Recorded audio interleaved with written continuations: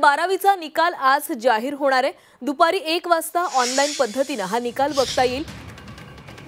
महा HSS CBOA board.in हा निकाल पाहता येणार आहे। राज्य माध्यमिक आणि उच्च माध्यमिक शिक्षण मंडळाच्या 12वी परीक्षेचा निकाल आज जाहीर होणार आहे। दुपारी 1 वाजता ऑनलाइन पद्धतीने हा निकाल पाहता येईल। विद्यार्थ्यांना राज्य शिक्षण मंडळाच्या अधिकृत संकेतस्थळावर जाऊन हा निकाल पाहता येणार आहे आणि निकालानंतर गुण पडताळणीसाठी 20 मे पर्यंत ऑनलाइन अर्ज करता येईल। तर दरम्यान निकाल कुठे पाहता येणार आहे पाहूया।